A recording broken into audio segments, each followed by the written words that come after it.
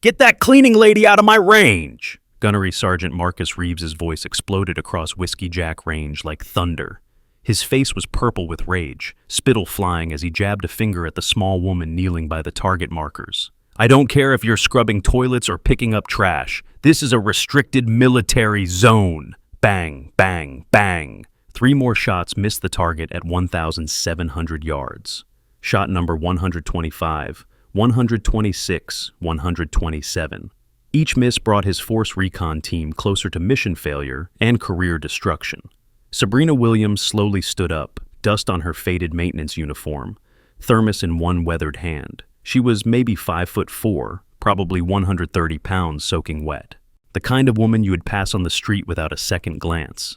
Sir, I just noticed your wind flags are lying to you, she said quietly, her voice barely carrying over the mountain breeze. The entire firing line went dead silent. 6 elite Marine snipers turned to stare. This little janitor was lecturing them about marksmanship? The thermal layer at 900 yards is flowing opposite direction. Your ballistic computer can't see it, but watch the grass shimmer. You're aiming for yesterday's wind. Reeves stepped closer, invading her space, using his 6'2" frame to intimidate. Lady, I've been shooting targets since before you learned to walk. Take your folk wisdom and get the heck off my range. Sabrina didn't move, didn't blink. Something shifted in her pale green eyes. Something cold, something dangerous. What if I told you I could hit all 3 targets with 1 shot? The words hung in the air like a grenade with the pin pulled. If watching impossible military feats blow your mind, hit that subscribe button right now and smash the notification bell. Epic military stories drop weekly, and this is just getting started. The morning sun blazed down on the Marine Corps Mountain Warfare Training Center, casting long shadows across the high-altitude range. At 8,500 feet elevation, the air was thin, the wind unpredictable, and the pressure crushing. This wasn't just another training exercise. This was the final qualification for deployment to Syria, where precision shots meant the difference between mission success and body bags coming home. Staff Sergeant Elena Torres lowered her spotting scope, frustration etched across her weathered face. Gunny, the computer says the wind is steady at 15 miles per hour from the northwest, but these shots are drifting like we're in a hurricane. Corporal James Williams wiped sweat from his brow, his hands shaking slightly as he adjusted his rifle's scope.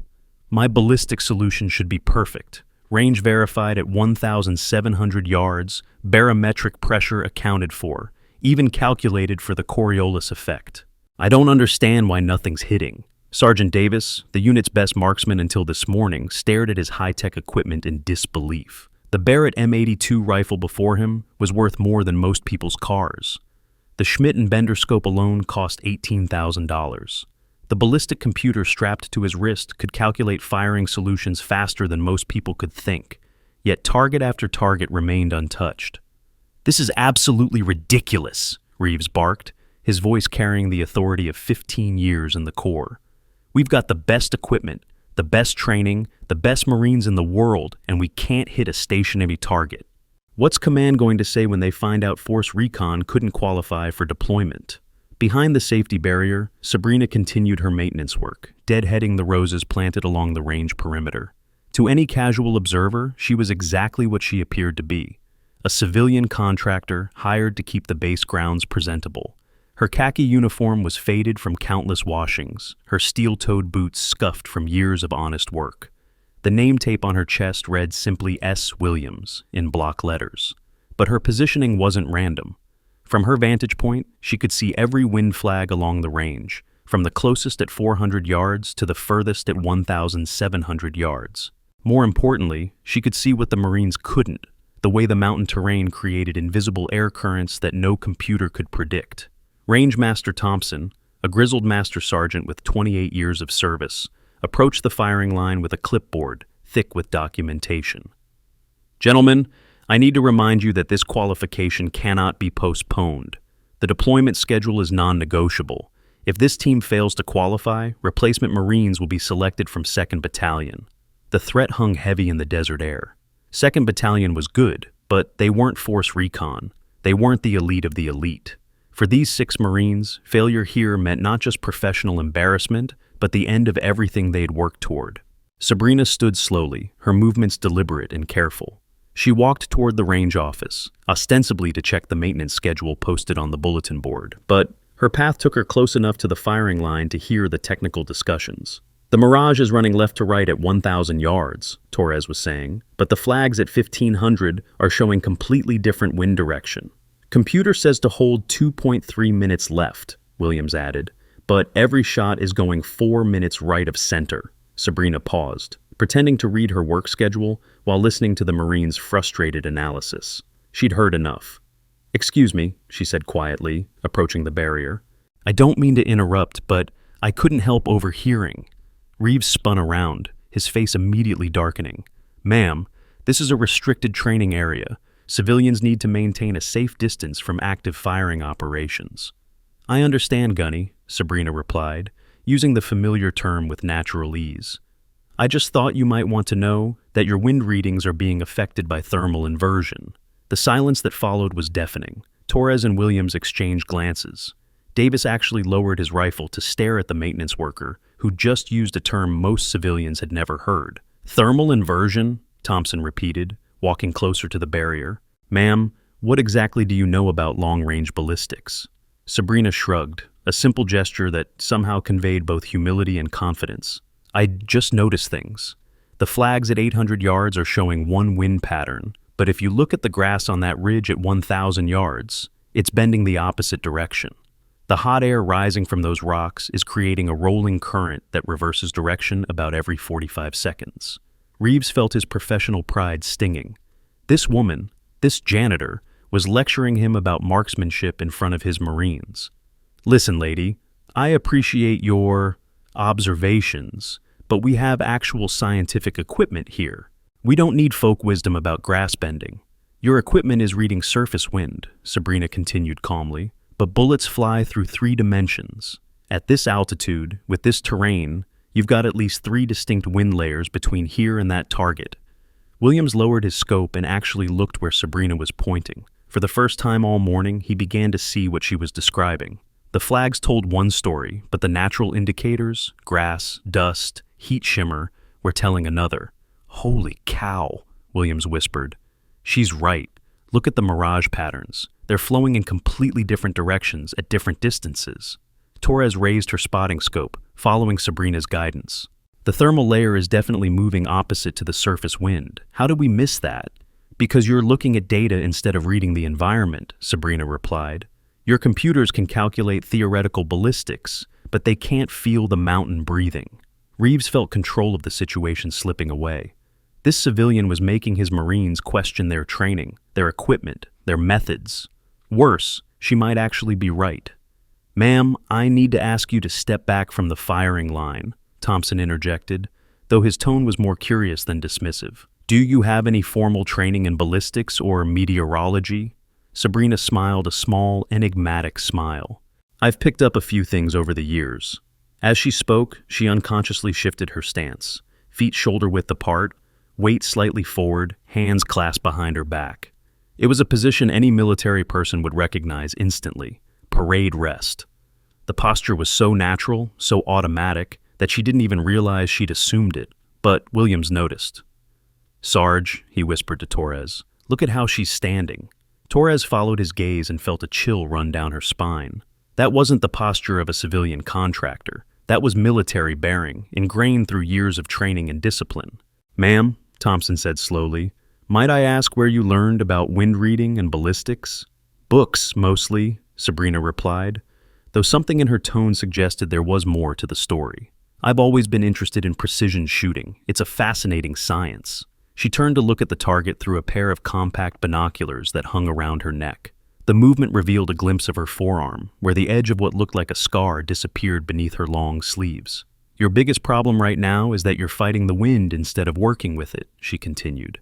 "Those thermal currents I mentioned, they're predictable. Every 40 to 50 seconds, the hot air cycle completes, and you get about a 3-second window where the wind layers align." Davis lowered his rifle completely now, his full attention on this mysterious woman. "You're saying we need to time our shots?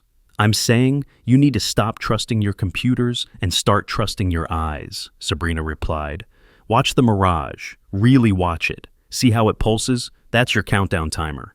Reeves had heard enough. This entire conversation was undermining his authority and making his team question everything that Thor had been taught. Ma'am, I'm going to have to insist that you return to your duties and allow my Marines to complete their training without interference. Of course, Gunny, Sabrina said, stepping back from the barrier. I didn't mean to cause any trouble, but as she walked away, Torres called after her. Wait a minute, you said you could hit all 3 targets with 1 shot. What did you mean by that? Sabrina paused, turning back with that enigmatic smile. Ricochet ballistics. If you understand the angles and the target materials, one properly placed shot can create a chain reaction. The Marines stared at her in stunned silence. Ricochet ballistics was an advanced military science, studied by special operations units and classified research programs. It wasn't something you learned from books. Ma'am, Thompson said, his voice taking on a more formal tone, I think we need to continue this conversation. Would you mind if I asked to see some identification? For just a moment, something flickered across Sabrina's features. Not fear, but calculation, like a chess player suddenly realizing the game had changed. Of course, she replied, reaching into her pocket and producing a standard contractor ID badge. Sabrina Williams, GS7 Maintenance Specialist. I've been working on base for about 18 months. Thompson examined the ID carefully. It looked legitimate, complete with digital photo and security clearance indicators. But something about the whole situation felt off. 18 months, he repeated. And in that time, you've developed expertise in advanced ballistics? I'm a fast learner, Sabrina replied with a shrug. Meanwhile, Williams had been thinking about what she'd said regarding wind patterns. Against Reeves's obvious disapproval, he adjusted his scope and began timing the thermal cycles she'd described. After watching for 2 minutes, he could see the pattern she'd identified. Gunny, he said quietly, I think she's right about the wind cycles. I can see the pattern now.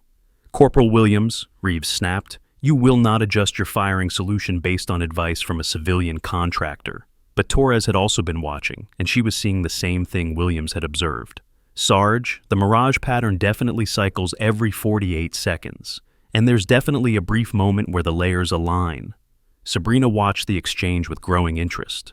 These were good Marines, talented marksmen who'd simply been let down by over-reliance on technology. With proper guidance, they could easily make these shots.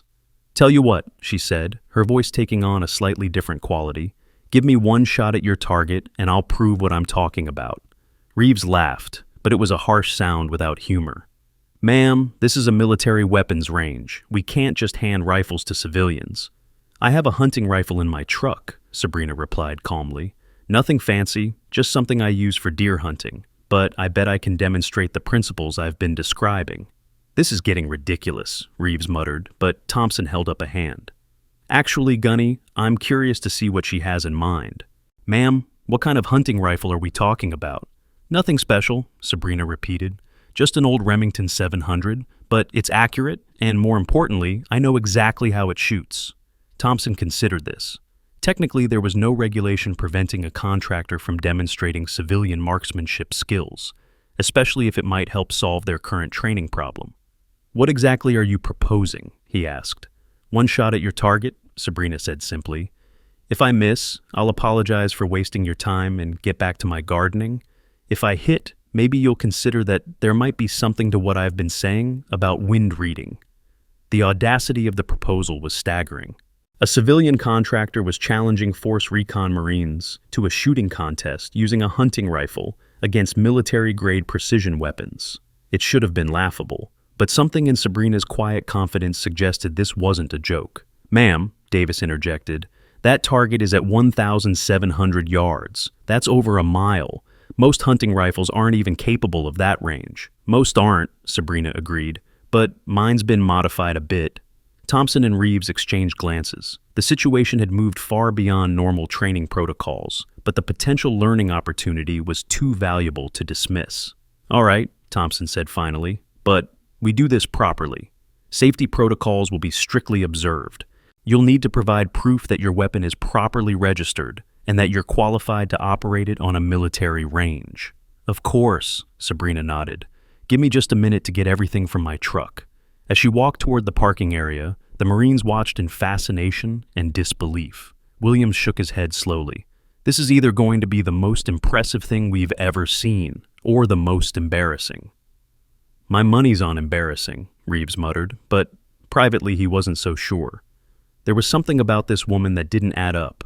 Her technical knowledge, her military bearing, her quiet confidence, it all pointed to experience far beyond what any civilian contractor should possess. Torres raised her binoculars to watch Sabrina at her vehicle. Guys, you need to see this. The maintenance truck was a standard government vehicle, but Sabrina was opening what appeared to be a custom gun case from the cargo area. Even from a distance, it was clear that whatever was inside had been carefully secured and professionally maintained. That's not a standard hunting rifle case, Davis observed. That's military-grade transportation equipment. Thompson felt a growing sense that this demonstration was about to become something far more significant than anyone had anticipated. Corporal Williams, contact base security and verify that contractor's clearance status. I want to know everything about Sabrina Williams. Yes, sir, Williams replied, pulling out his radio.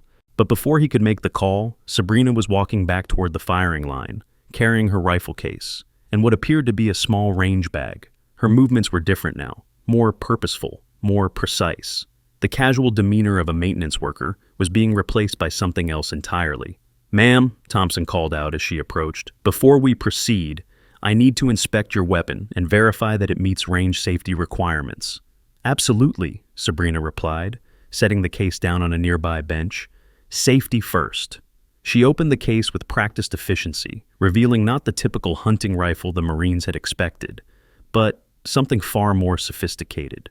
The weapon was indeed based on a Remington 700 Action, but it had been extensively modified. The stock was custom carbon fiber, the barrel was heavy match grade, and the scope was a high-end precision optic that probably cost more than most people made in a month. Holy cow, Williams whispered. That's not a hunting rifle. That's a precision rifle system. Thompson examined the weapon closely. Everything about it screamed professional modification. The trigger work, the bedding job, the scope mounting system. This was the kind of rifle used by serious competitive shooters or military precision marksmen. Ma'am, this is quite an impressive weapon. Where did you acquire it? Built it myself, Sabrina replied matter-of-factly. Took me about 2 years to get everything just right. It shoots sub-minute of angle groups at 1,000 yards, assuming the shooter does their part. Reeves felt his skepticism wavering. The rifle in front of him was clearly the product of someone with extensive knowledge of precision shooting. But that raised even more questions about who exactly Sabrina Williams really was. All right, Thompson said finally. Range safety rules are in effect. You'll have one shot at the target. If you achieve a hit, we'll discuss wind reading techniques. If you miss, we return to standard training protocols. Sabrina nodded, taking the rifle from Thompson and performing a quick function check with movements that were definitely not those of a casual hunter. Her inspection was systematic, professional, and completed in under 30 seconds. Who is she? Drop your wildest theories below. Former CIA, Special Forces, something even crazier? Before I shoot, Sabrina said, I want to make sure everyone understands what's about to happen. The target you've been trying to hit? It's positioned perfectly for a ricochet demonstration. She pointed toward the range, indicating the steel target at 1,700 yards. Behind that target, at roughly 200 yards further back, there's a steel plate for the 2,000-yard range, and beyond that, at the very back of the valley, there's a third steel target at 2,200 yards. The Marines followed her pointing, suddenly realizing the layout she was describing. The 3 targets were indeed positioned in a rough line, separated by distances that would require precise calculation to connect with a single shot. You're talking about hitting 3 targets with 1 bullet? Torres asked, her voice reflecting her disbelief. Ricochet ballistics, Sabrina confirmed.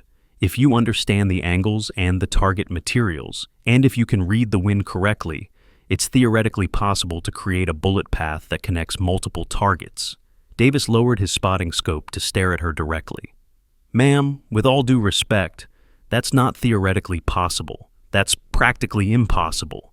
The physics are complicated but manageable, Sabrina interrupted gently.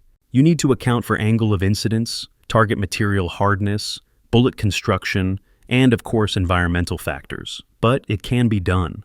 Thompson realized that this demonstration had moved far beyond simple marksmanship.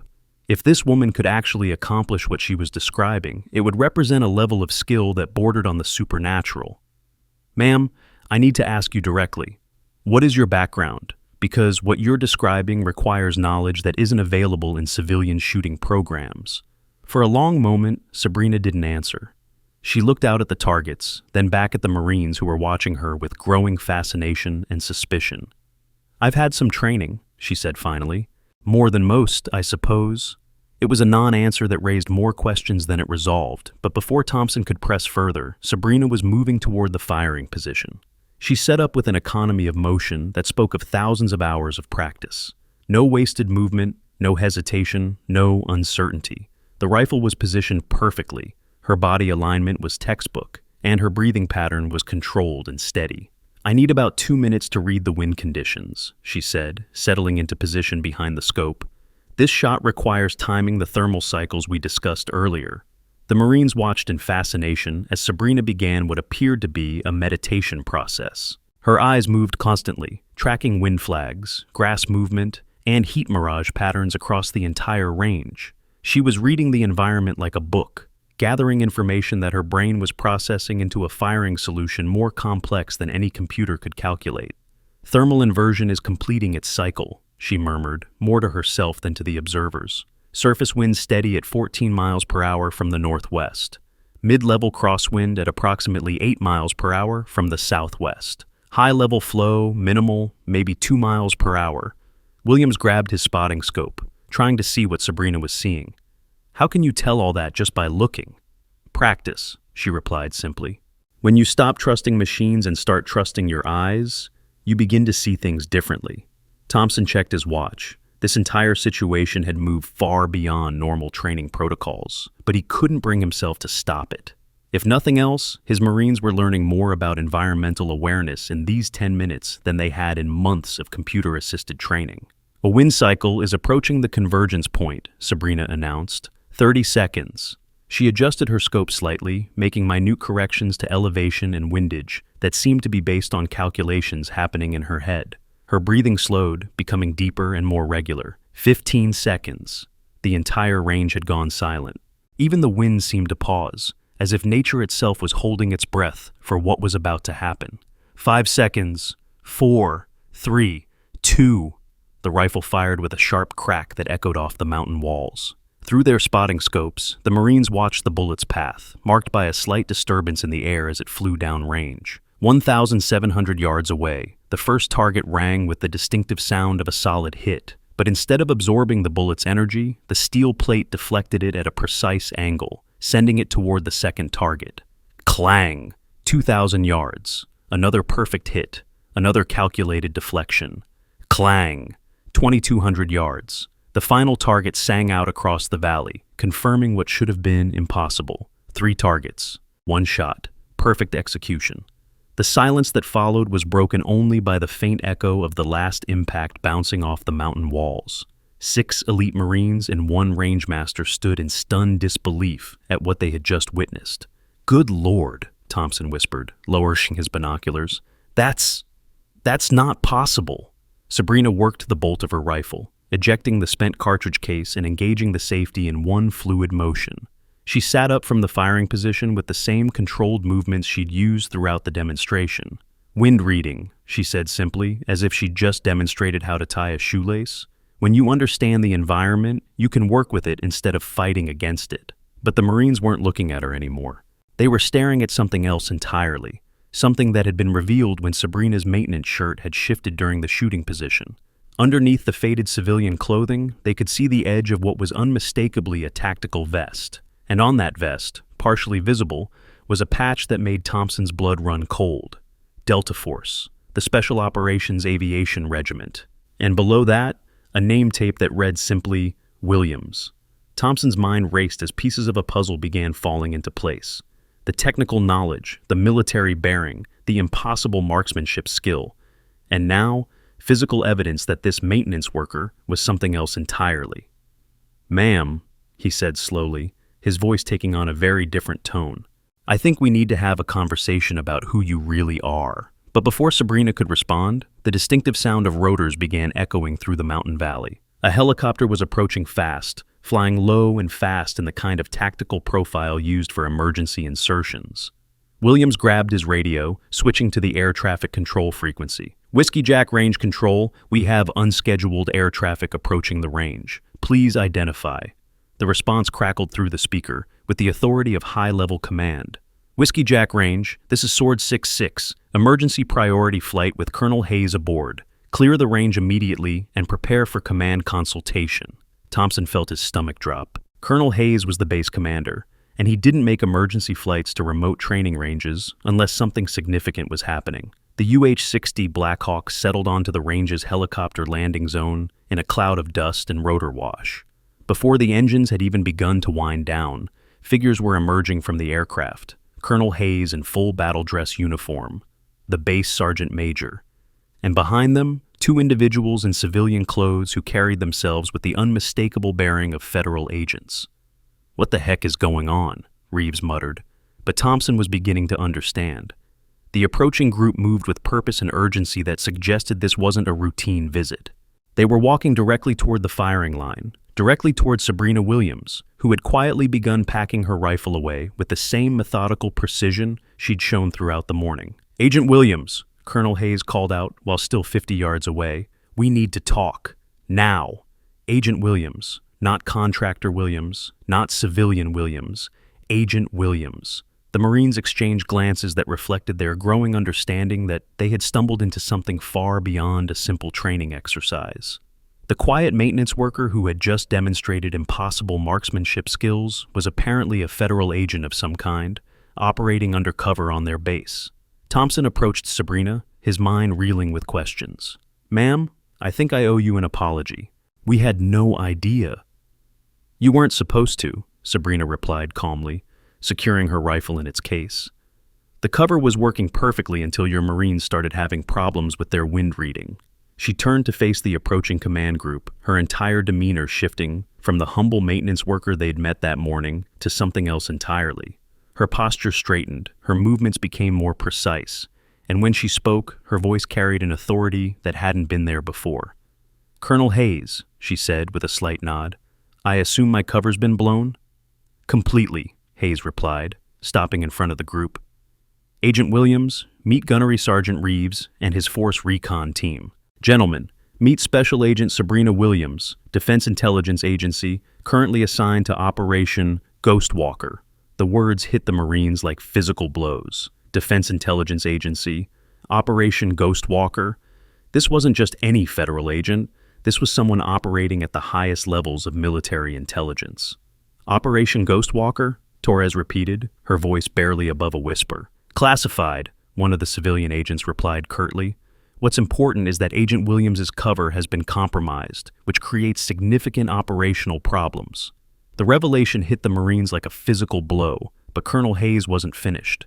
"Gunnery Sergeant Reeves, your conduct this morning represents the most serious breach of operational security protocols I've witnessed in 25 years of service." Reeves stammered, trying to find words. "Sir, we had no way of knowing." "You had no way of knowing because you failed to follow basic courtesy and respect protocols with base personnel," Hayes cut him off sharply. "Your aggressive treatment of someone you assumed was just a janitor demonstrates exactly the kind of prejudice and poor judgment that has no place in the modern Marine Corps." The colonel turned to address the entire group. Agent Williams's mission required months of careful positioning and trust building with Baumanis base personnel. Your actions this morning have compromised 18 months of intelligence gathering and put a valuable national security asset at risk. Master Sergeant Thompson stepped forward. "Sir, the team was under pressure to qualify. The team was under pressure to perform their duties professionally," Hayes replied coldly. "That pressure does not excuse treating anyone, regardless of their apparent status, with disrespect and hostility. This incident will be thoroughly investigated, and appropriate disciplinary action will be taken." Hayes turned to address Thompson directly. "Master Sergeant, I need to know exactly what happened here this morning. Every detail from the beginning." As Thompson began recounting the morning's events, Sabrina continued packing her equipment with practiced efficiency, but the Marines couldn't help noticing that she was also constantly scanning their surroundings, her eyes moving in patterns that suggested tactical awareness far beyond anything a maintenance worker would possess. "Sir," Williams interrupted Thompson's report, "if I may ask, what exactly is Operation Ghostwalker?" The question hung in the air for a moment before Hayes responded. That's classified above your clearance level, Corporal. What I can tell you is that Agent Williams has been operating undercover on this base for the past 18 months as part of a national security operation that I cannot discuss. 18 months. The time frame matched exactly with when Sabrina had supposedly been hired as a maintenance contractor. The elaborate cover story, the false identification, the careful positioning that allowed her to observe range operations. It had all been carefully planned and executed. The shooting demonstration, Reeves said slowly, that wasn't just showing off, was it? Sabrina looked up from her equipment, meeting his eyes directly. Your team has been having problems qualifying for deployment. That affects readiness, which affects mission capability. I couldn't let good Marines fail because they were overthinking their equipment instead of trusting their training. There was something in her tone that suggested personal investment in their success, not just professional duty, but genuine concern for fellow warriors. Ma'am, Davis ventured, when you said you'd had some training, exactly what kind of training were we talking about? Before Sabrina could answer, the sergeant major stepped forward with a manila folder in his hands. Agent Williams is a graduate of the Defense Intelligence Agency's Advanced Reconnaissance Course, the Army's Special Operations Target Interdiction Course, and the Navy's Special Warfare Development Group Precision Marksmanship Program. She holds expert ratings on 14 different weapon systems and has completed more than 40 operational deployments in 12 countries. The silence that followed was profound. These Marines, who considered themselves elite operators, were suddenly realizing they were in the presence of someone whose qualifications made their own training look elementary. "Holy cow," Williams whispered.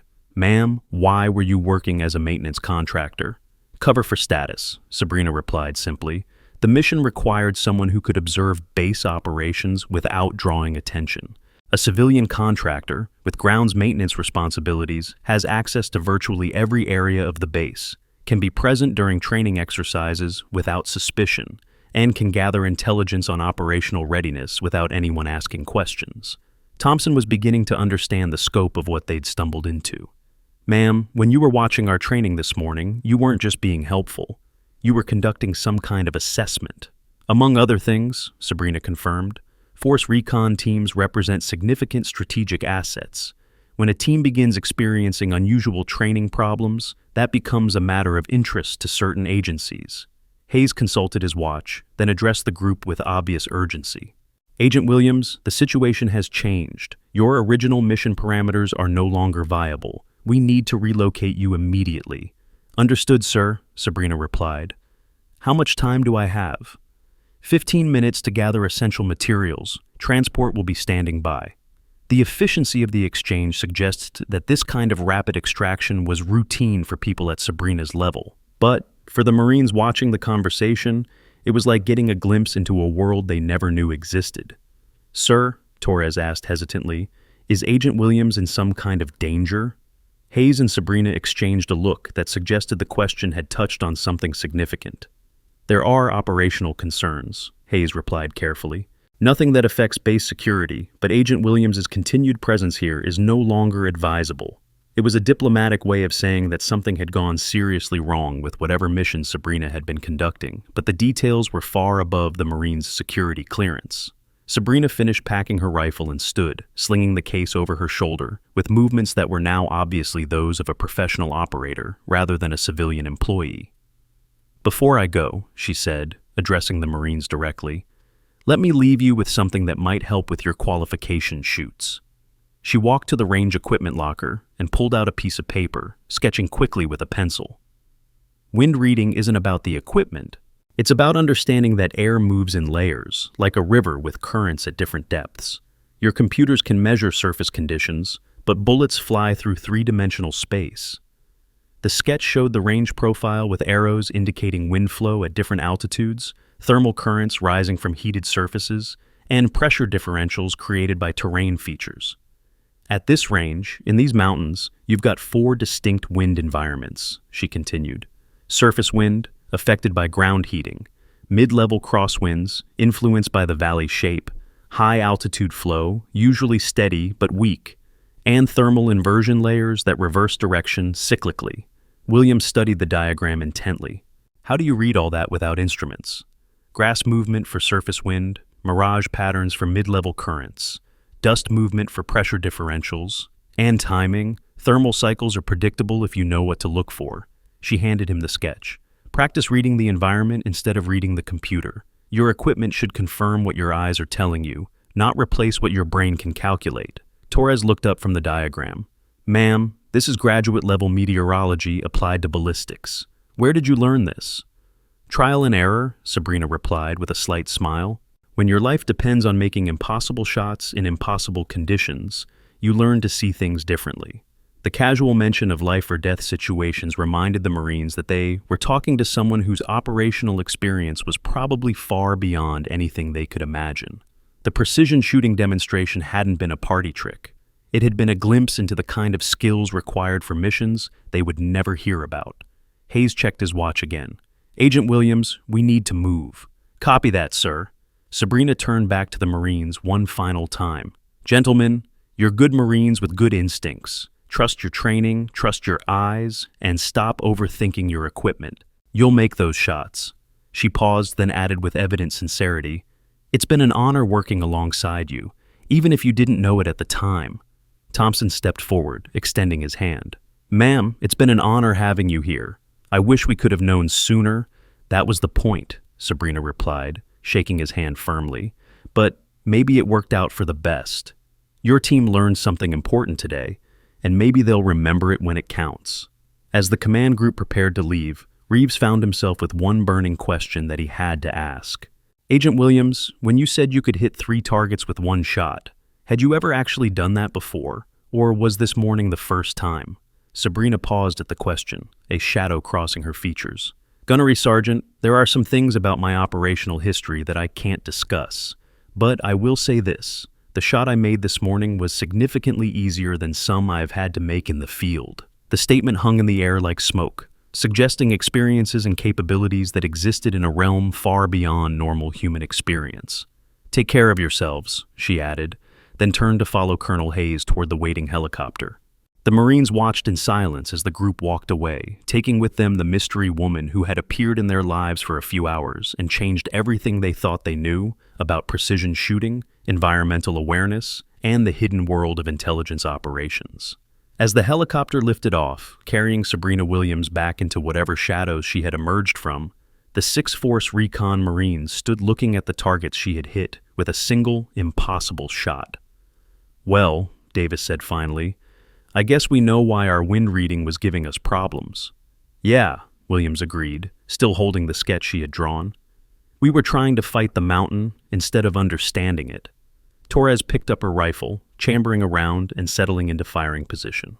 All right, let's see if we can apply what we just learned. But as the Marines prepared to resume their training, each of them carried with them the knowledge that they had just encountered someone operating at a level of skill and authority that most people never even knew existed. Sabrina Williams, or whoever she really was, had given them a glimpse into a world where impossible shots were routine, where covers could be maintained for months or years, and where the difference between success and failure was measured in lives rather than scores.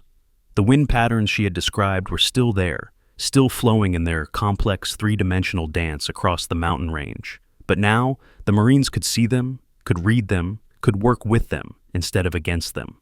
And somewhere in the distance, the sound of helicopter rotors was fading as Agent Williams disappeared back into the shadows, leaving behind only questions, a shooting lesson, and the lingering sense that they had just been part of something much larger than a simple training exercise. The impossible shot would be talked about for years to come, but the real lesson, the one about reading the environment, trusting instincts, and understanding that there was always more to learn, would shape how these Marines approached every mission for the rest of their careers. The helicopter disappeared beyond the mountain ridge, leaving behind a silence that seemed heavier than the thin mountain air. The 6th Force Recon Marines stood motionless, processing what had just happened. Their simple qualification exercise had transformed into something that would redefine everything they thought they knew about their profession. Thompson was the first to break the silence. Gentlemen, I want everyone to understand that what just occurred here is classified. Agent Williams's identity, her demonstration, and everything we witnessed falls under operational security protocols. Understood, Master Sergeant, Reeves replied, though his voice carried a note of bewilderment. But, sir, What exactly do we tell command about our qualification status? It was a practical question that cut through the surreal nature of the morning's events. They still had a mission to complete, still had to prove their readiness for deployment. The impossible shot demonstration, while spectacular, hadn't actually resolved their original training problem. Torres looked down at the sketch Sabrina had left them, studying the wind flow patterns she'd drawn with quick, confident strokes. Maybe we should try applying what she taught us. Williams nodded, hefting his rifle. At this point, what do we have to lose? Traditional methods weren't working.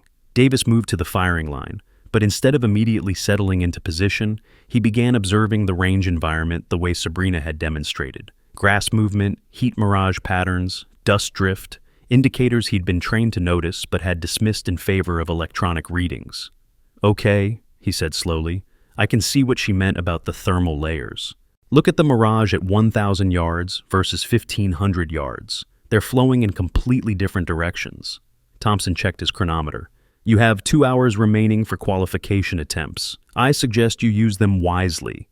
Reeves felt his leadership authority slowly returning as the shock of the morning's revelations began to fade. "All right, Marines, we're going to approach this systematically. Williams, you're up first.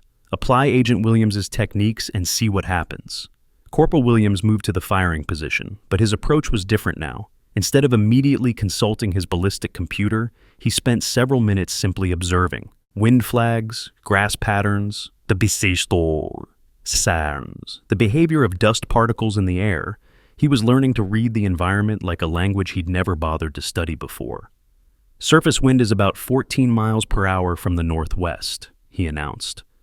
"But the grass at 1,000 yards is bending toward us, which means there's a reversal in the mid-level flow." Torres raised her spotting scope, following his analysis. "Confirmed. The mirage patterns show cross-flow at different altitudes." Williams consulted Sabrina's sketch, correlating the drawn wind patterns with what he was observing in real time. "According to this, I should wait for the thermal cycle to complete, then fire during the convergence window." He watched patiently, timing the thermal patterns Sabrina had described. After 90 seconds of observation, he saw what she had been talking about, a brief moment when the chaotic air currents seemed to align into a more predictable flow. "Firing," Williams announced, squeezing the trigger during what he calculated as the optimal wind window. The bullet's flight seemed to take forever, but when the distinctive ring of steel impact echoed across the valley, it came from exactly where it should have, dead center of the target at 1,700 yards. The silence that followed was different from the stunned quiet after Sabrina's demonstration. This was the satisfaction of Marines who had just proven they could adapt, learn, and overcome a challenge that had seemed impossible hours earlier. "Outstanding," Thompson said with genuine approval. "That's how it's done." Davis was already moving to the firing line, eager to test his own application of the wind-reading techniques. His shot, fired after careful environmental observation, also found its mark with authority that spoke of regained confidence. One by one, each member of the team successfully engaged the target using Sabrina's environmental reading methods. The sophisticated ballistic computers remained unused, replaced by careful observation and an understanding of how mountains breathed, how air flowed in 3 dimensions, and how patience could be more valuable than technology. By noon, all 6 Marines had successfully qualified for deployment. The mission that had seemed impossible at sunrise was complete, accomplished using techniques taught by a woman whose true identity they were only beginning to comprehend. "Gentlemen," Reeves announced, "pack your gear. We're heading back to the company area for debrief and mission preparation." But as the Marines began securing their equipment, Torres noticed something that made her pause. "Sarge, look over there by the maintenance shed." A black sedan with government plates was parked near the building where Sabrina had supposedly kept her groundskeeping equipment. 2 men in business suits were loading boxes into the vehicle's trunk, boxes that appeared to contain more sophisticated equipment than any maintenance worker would possess. "Looks like they're cleaning out her cover operation," Williams observed quietly. Thompson approached the sedan, his curiosity overriding normal protocol. The men loading equipment looked up as he approached, and one of them produced federal credentials. "Master Sergeant Thompson, Agent Morrison, Defense Intelligence Agency, we're conducting recovery of operational materials related to Agent Williams' assignment. The specialized military marksmanship training programs charge $75,000 per course. teaching impossible shot techniques to government agencies and high-level security contractors across America. Agent Morrison, Thompson replied carefully, can you tell me anything about what Agent Williams was actually doing here? Morrison glanced at his partner before responding. What I can tell you is that Agent Williams was conducting a long-term assessment of training effectiveness and operational readiness across multiple base functions. Her observations have provided valuable intelligence about current military capabilities. It was a diplomatic answer that revealed nothing, while confirming that Sabrina's mission had been far more comprehensive than simply observing range operations. The shooting demonstration this morning, Thompson continued, that wasn't part of her normal duties, was it? No, Morrison admitted. That was Agent Williams taking initiative to solve a training problem that was affecting mission readiness. She has a tendency to become personally invested in the success of the units she observes. The comment suggested that Sabrina's intervention with the Marines hadn't been cold professional analysis, but genuine concern for fellow warriors facing a challenge she was uniquely qualified to help them overcome.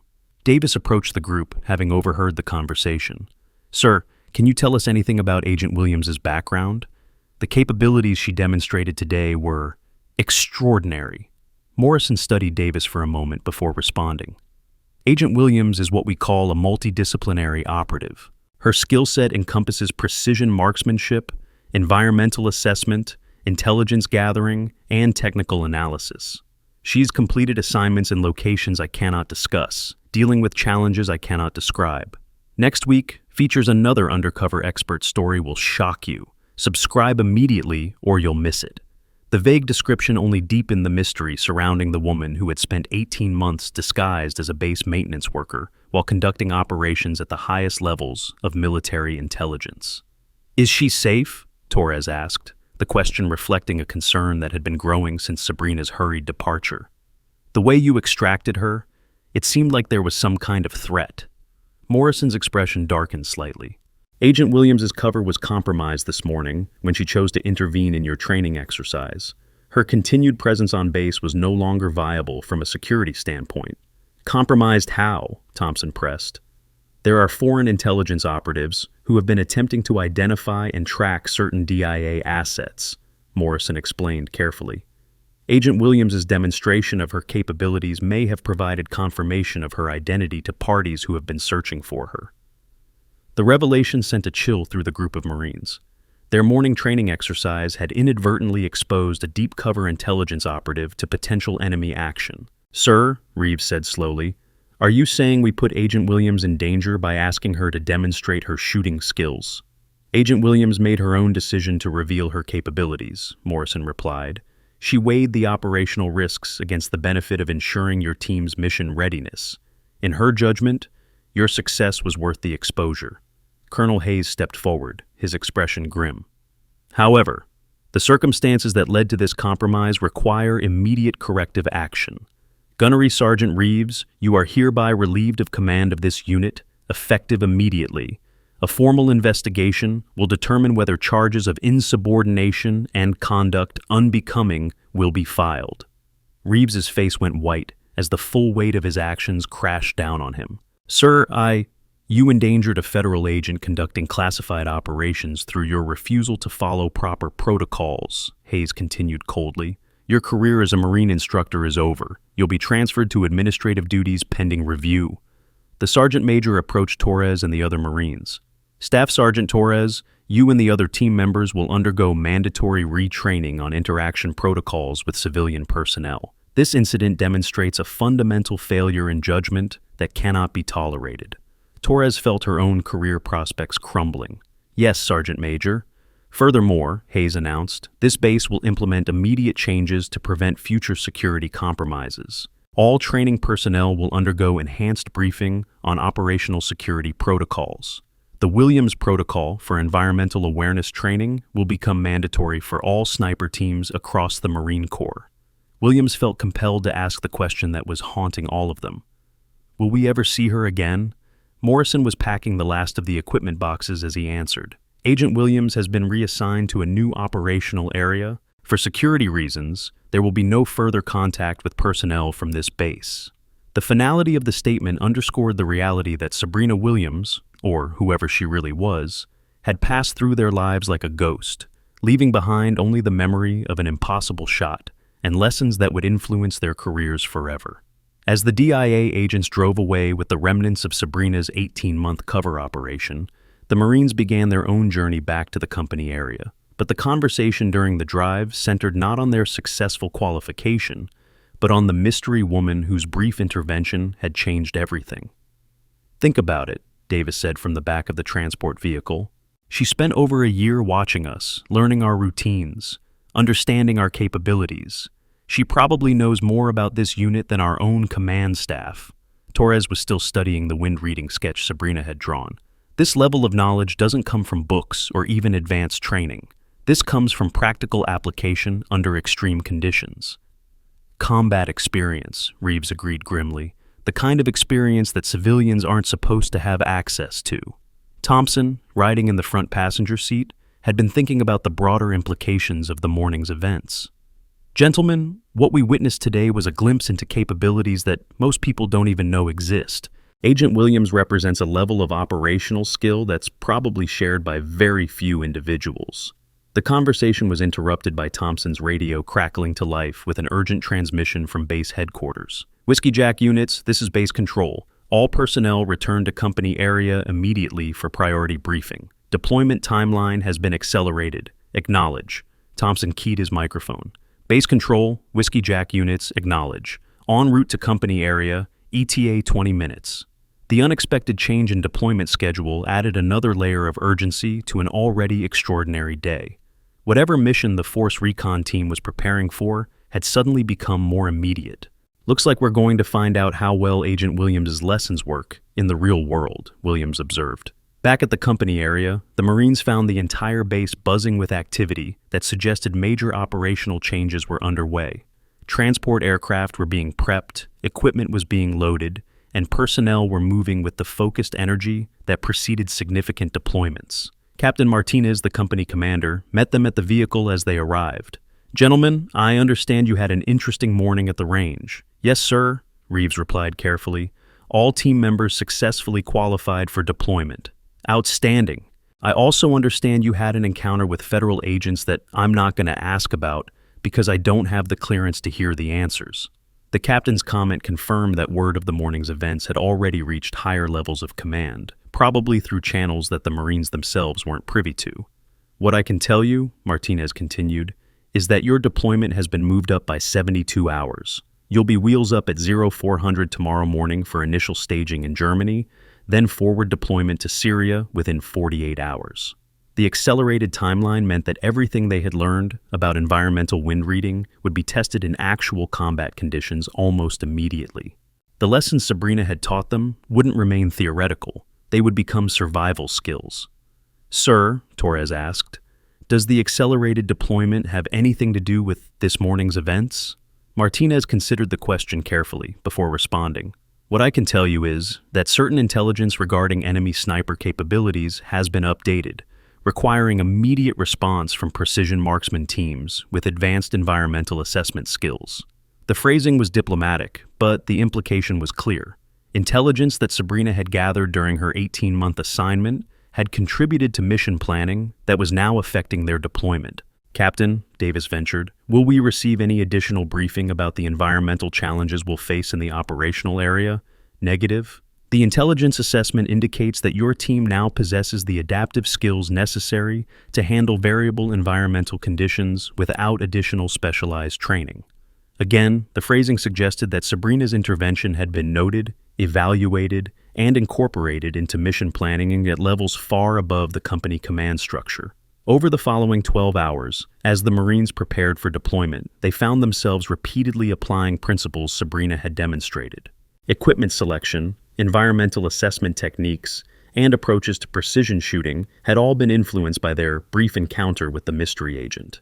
Williams spent extra time studying topographical maps of their deployment area, looking for terrain features that would create the kind of complex wind patterns Sabrina had described in the mountains. Torres practiced environmental observation techniques that moved beyond simple flag reading to incorporate thermal analysis and three-dimensional airflow assessment. Davis and the other team members found themselves questioning their previous reliance on electronic equipment not abandoning technology, but learning to use it as confirmation for observations rather than replacement for environmental awareness.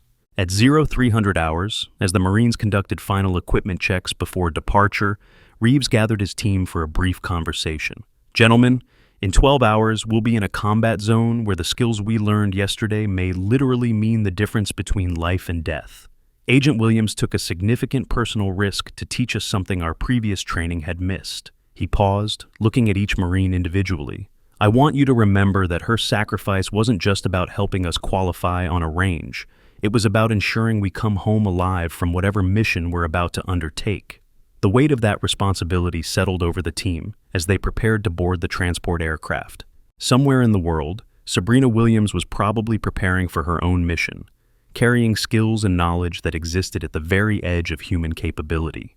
At 0400 hours, the C-130 transport lifted off from the base, carrying 6 Force Recon Marines, whose lives had been changed by a brief encounter with a legend they would never fully understand.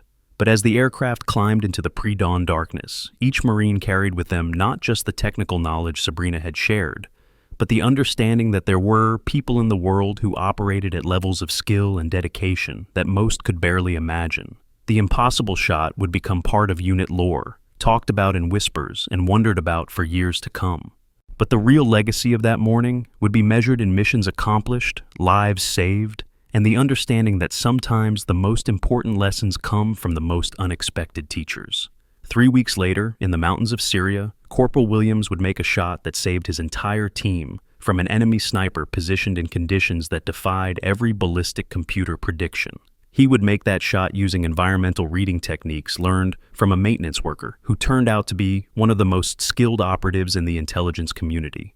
Staff Sergeant Torres would identify an enemy observation post hidden in thermal inversion patterns that electronic surveillance had missed, preventing an ambush that would have cost multiple American lives. And Gunnery Sergeant Reeves would find himself teaching other units the wind reading techniques he had learned in a 5-minute demonstration from a woman whose true identity he would never know. But on that morning, as their transport aircraft disappeared into the darkness carrying them toward an uncertain future, the Marines could only wonder about the mysterious Agent Williams and whatever mission she was preparing for in whatever corner of the world required her unique talents.